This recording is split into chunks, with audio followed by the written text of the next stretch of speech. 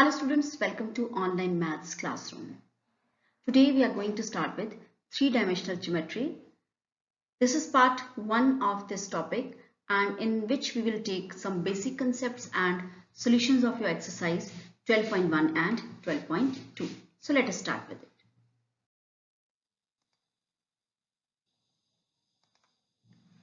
So before starting this topic, let us reconnect with Cartesian plane or XY plane.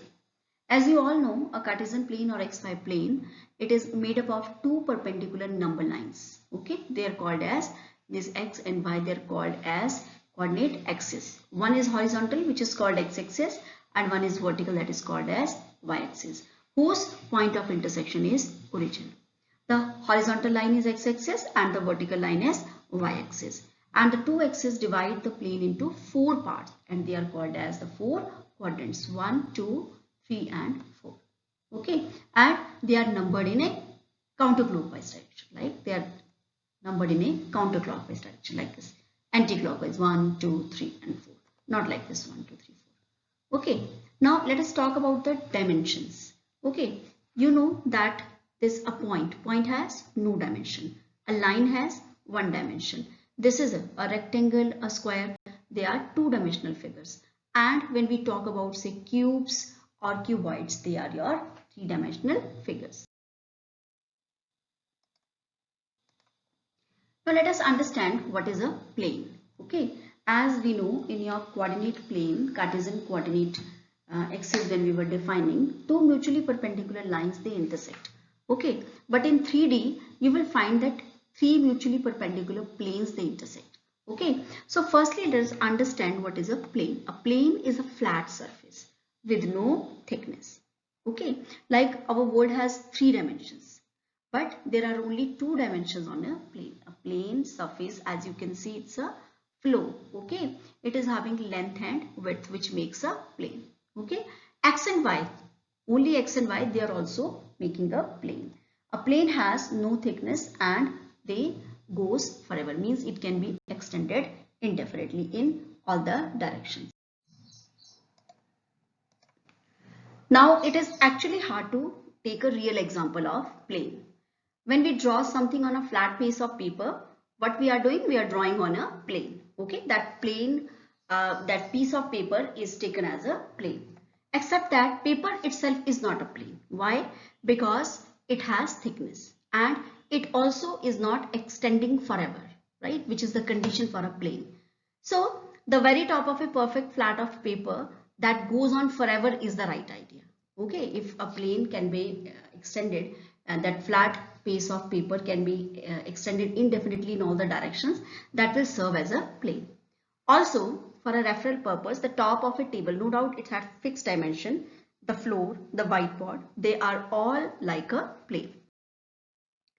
Now, these three coordinate planes, if three coordinate planes divide each other, they are mutually perpendicular. Okay, three coordinate planes, we take them as mutually perpendicular three coordinate planes. They are dividing, as the quadrants were there when two mutually perpendicular lines were dividing a plane.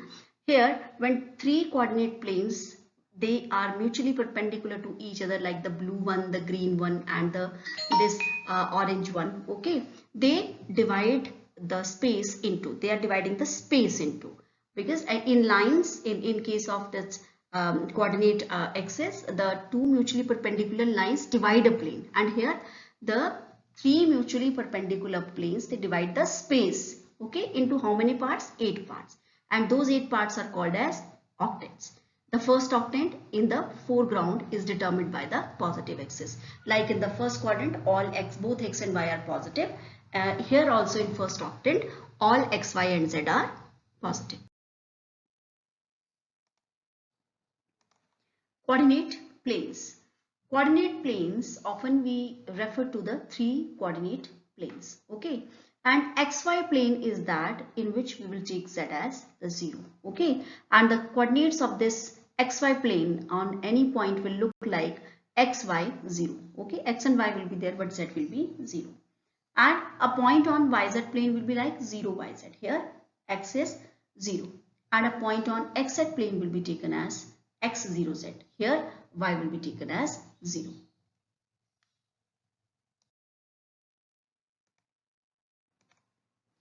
Now see how to take a point in particular octet. Okay, how will we find that a point is lying in a particular octet? Okay, so as it is clear that in first octet all x, y, z are positive. Okay, in coordinate in case of say your two-dimensional or coordinate geometry where like four quadrants were there, it was easier to remember, like in first quadrant both x, y positive, in second one x negative, y positive, in third one both x, y negative, and in fourth one your x was positive but y was negative. Okay, and sometimes what happened if we remember by these signs, okay, except for the first octant, sometimes the mistakes are there. Okay, so it is better instead of remembering the signs, you must understand, like see from here, I'll just take out this example, like x, x is positive, y is positive, z is negative. That means I'm talking about that octant in which your x is positive, x-axis, positive x-axis. Okay, this is your positive y-axis, but this is your not non-positive z-axis, that is like this is say ox, this is oy, but this is oz dash. Okay, it is not oz. Okay, similarly see from here, like it is your, if I have to take the axis, like so it is your ox, oy dash, oz dash. Okay, so instead of writing it in remembering or cramming the points, it is better that I remember that how to, because o here is again and again, so I'll not write o here, this origin again and again. So how will I write the octet? We start with x, like say a point is lying in this first octet, so I'll take it as like 1 2 3 is there, so I'll write it as x. Okay, the first x is positive. O, next is always O. Okay, because now all the origins that were there, that I will take it here like XO. Okay, then Y, Z, XO, Y, Z. So a point here in first octet will be like XO, Y, Z in the name of the octet. Now in here, if I would like to see it from here, it will be your X, O, Y, and this is Z dash. Okay, because Z is negative. Okay, so similarly here it is x, o, y dash, z. Okay, in the same way we can find out in which particular point is lying in which octet.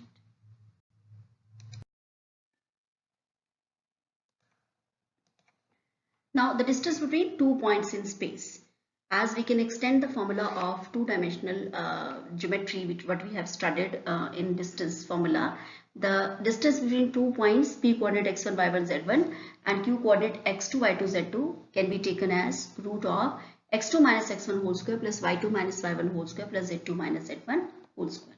Similarly, the section formula can also be extended with one extra third dimension, that is mx2 plus nx1 upon m plus n, my2 plus ny1 upon m plus n, and mz2 plus nz1 upon m plus n. Like this formula is for internal division, and in case of external division we can replace both these signs, plus signs, both in numerator and denominator by minus. So let us start solving exercise 12.1. A point is on x-axis. What are its y coordinate and z coordinate? So you know, when a point is on x-axis, both y and z will be taken as 0. A point is on xz plane. What can you say about its y coordinate? So definitely the y coordinate is turning out to be 0 as the point is lying on xz. So this coordinate will be like x0, z. Name the octants in which the following points lie. Now you see that how to take the octants. Say the point 1 2 3 is there, so it is very much clear that you know if x y z all are positive, so it is definitely going to be in the first octant. So as your, this means, see how we determine the octants, like x is 1 which is positive, so means ox is taken, y is 2 is positive, oy is taken, z is 3 positive, oz is taken, so means we are talking about x, o, y, z, that is octant number 1. For the second one, see, x is positive, so ox, y is negative, so oy dash, and your z is positive, so which is oz. So the octant is your, this is your fourth octant, and the name of the octant will be like x, o, x means as is positive, y dash, the one with the negative will be taken as y dash and z. Okay, now this one octant is your xo y dash z dash and octant number is 8. This is xo y z dash, this is octant number 5. This is x dash o y z dash. Okay, and this is octant number 6. This is your x dash o y z, octant number 2. This is your x dash o y dash z, octant number 3. This is x o y dash z dash, octant number 8. Okay, the x-axis and y-axis taken together determine a plane known as, now you know x and y-axis, they make xy plane. The coordinates of point in a xy plane are in the form of xy0. Here the z1 is 0 and the coordinate plane divides the space into 8 octants. So let us see exercise 12.2. Find the distance between the following pair of points. So let us see how to apply the distance formula as we used to do in your two-dimensional geometry also. So p coordinate 235, q coordinate 435. The distance PQ is like 4 minus 2 whole square plus 3 minus 3 whole square plus 1 minus 5 whole square, which is your root 20, and you can take out 4 as 2, it will come outside, so it is 2 root 5. For the second one, it is also root 43. For the third one, it is 2 root 26. I think it is not a problem, you can calculate it. And for this fourth one, the answer is 2 root 5. Show that the points, 3 points are given, are collinear using distance formula. So as we did it earlier in previous class also, but we find, like if we name the point as PQR, I will calculate distance PQ, distance QR and distance PR. Okay, and if sum of any two is equal to third, definitely all the 3 points are lying in straight line. So PQ here is root 14, QR is your calculated here as this your 2 root 14 and PR is taken as 3 root 14, and when we will add up this PQ and QR, I'll get it as 3 root 14. Okay, and therefore which is same as PR, so PQR are collinear.